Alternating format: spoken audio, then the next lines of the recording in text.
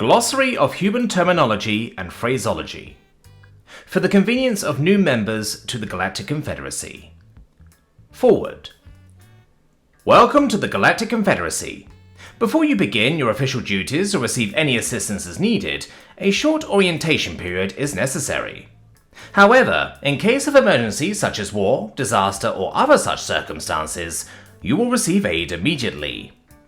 Regardless of circumstances, this document serves as a guide to the galaxy's most eccentric member, humans. Humanity were the creators of the Confederacy. Initially, they decided to try to form a federation of states of sorts, but differences in galactic politics and resource logistics meant that system was not a viable option. So they created the Confederacy instead. We all operate under our own system of governance, with agreements for free trade and security for merchant fleets from pirates, registration systems to prevent fraudsters, and, as you probably know by now, a universal criminal registry to protect the galaxy against ne'er-do-wells. But one thing about humans? They're very eccentric, strange, unpredictable. Some might even say insane. Be that as it may, they have become an indispensable, immutable, unimaginably needed resource, and most would say, friend, within the galactic community. Also, for the more warmongering members of the galactic community, a fair warning. Humans have this thing where they have no sense of scale, no chill, and the engineering prowess to make this silliness a reality. They have bigger ships than you, more heavily armed ships than you, more ships than you in total, and they will splatter your face across the 16 vectors if you give them the reason to. So please don't. In any case, when it comes to humans, they have these phrases, words, and humanisms that mean certain things in certain situations. Things which when said mean certain things. This glossary will tell you what to do in the event of such things being said. Without further ado, here they are. Number 1. Hold my beer. Ultimately one of the most infamous phrases in human history. This phrase is often used when a human wishes to do something crazy, or one-up another individual. This phrase is a human's way of stating the fact he or she can and will do better than the thing they just saw. This is generally considered a good thing, owing to varying circumstances. In the right circumstances, this can mean two engineers engaging in an interesting sparring match, in which they are trying to beat each other in a build-off. This usually means the galaxy has another glorious innovation of technology, or a really big, censored, off gun, to use against the Confederacy's enemies. Or it could be used as a reason for you to drop everything and run. This is not an invitation for you to actually hold the human's beer. Ask the counselor from Harmaris 4 who did that once. He regretted it. This is not an order for you to take the human's beer from him. The great Marankis V from the Serranis sector still has nightmares about that day. This is not an invitation for you to take the human's beer and drink it, even in jest. You cannot ask the last guy who did that, as he can no longer speak. Number 2. Don't worry about it. This is one of the most terrifying phrases a human can say. This usually happens when something bad is about to happen, is happening, or has happened. This phrase is uttered during, before, or after a disastrous event. This phrase was originally used by humans to lie to alien crew members in an attempt to calm or placate them in case of emergency. Then that human did something suicidally insane to stop the problem from being problematic, usually to their detriment, and/or death. When a human says to you, "Don't worry about it," the first and only thing you should do is worry about it. When you are finished worrying about it, say your last goodbyes to that human. You are likely not going to see them again, at least not alive anyway. The only good thing about this phrase and its subsequent utterance is that the problem it is in reference to, almost always, within a 98% margin, gets resolved, fixed, or finished. Number 3. Would. This is undoubtedly the most dangerous thing a human can say. especially when they're looking at you, but not for the reason you think. But nowhere near as dangerous as the word will, but also not for the reason you think. The reason for this is entirely due to humans and their breeding habits. Yes, exactly the opposite reason you think. Human reproduction is one of the most complicated systems ever discovered by sapient life. They have no off switch, and will actively attempt, if possible, to bonk anything that tickles their fancy. Unlike most denizens of the galaxy, humans will engage in sexual activity for entertainment, and they have no seasonal fertility cycle. The good news is that humans themselves are quite delightful. They are perhaps the most appealing species to look at and be around. Natural body warmth, mammalian in nature, omnivorous with symmetrical features. Sounds nice, doesn't it? There are two ways to handle the situation when a human looks at you and says, would.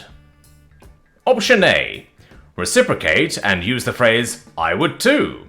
This depends on if you like the human in question. Option B. As fast as you can ambulate, do so rapidly in any direction the human isn't. In short, run the hell away. Number 4. Seemed like a good idea at the time.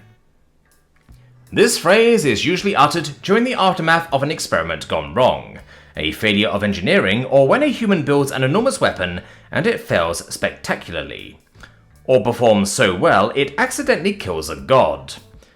And that last part did in fact happen. They did in fact accidentally kill a god. They promised they wouldn't do it again. Number 5. This'll just take a sec. A phrase that essentially means a task will take either a few minutes to a few days to complete. Again, one of those things that humans do to placate the people around them and calm everyone's fears down. The duration of this task can be, as stated, a few seconds, or up to a few days, depending on everything.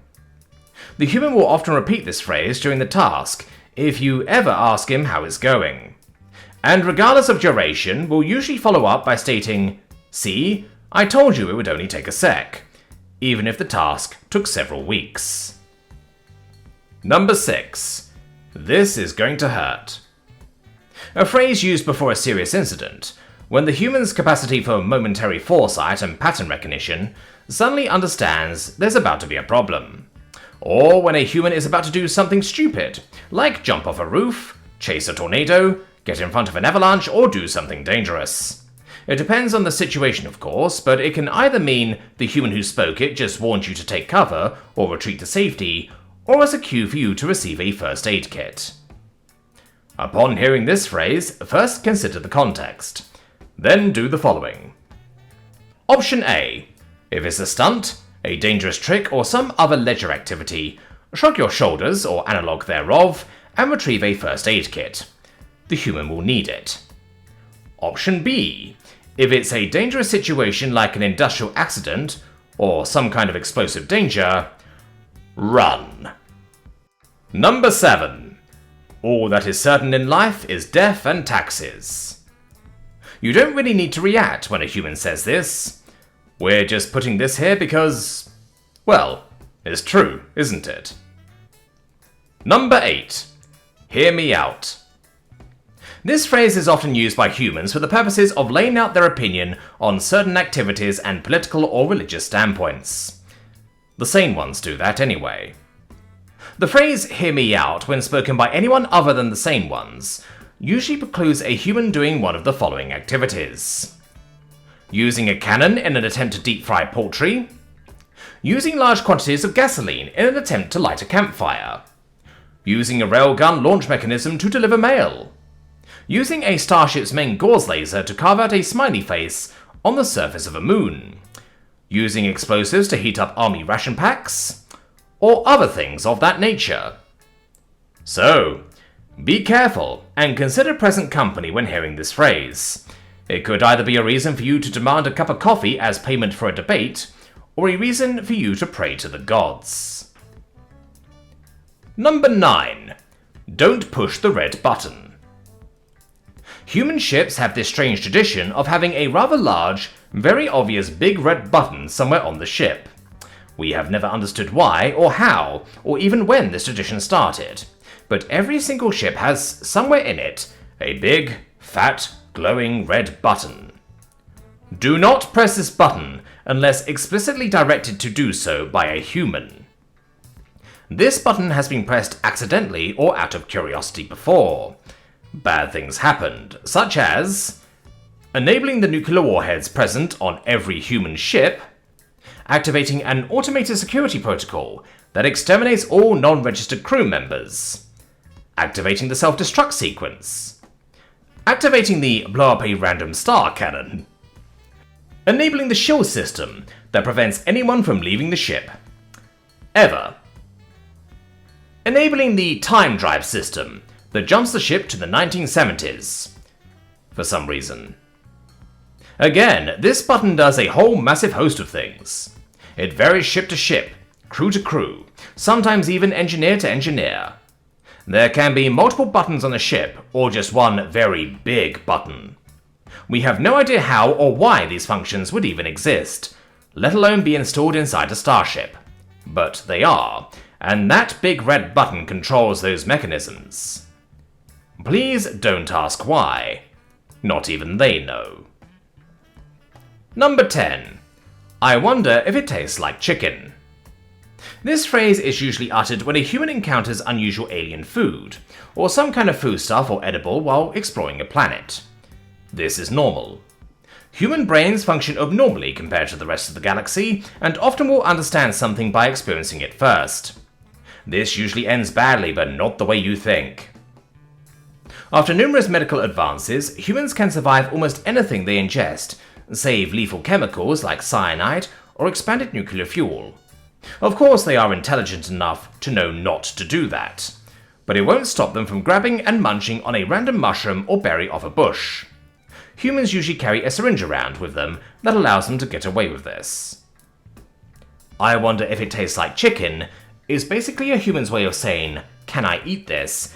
and then attempting to compare the flavour, if any, to a certain poultry that exists on their home world, Earth.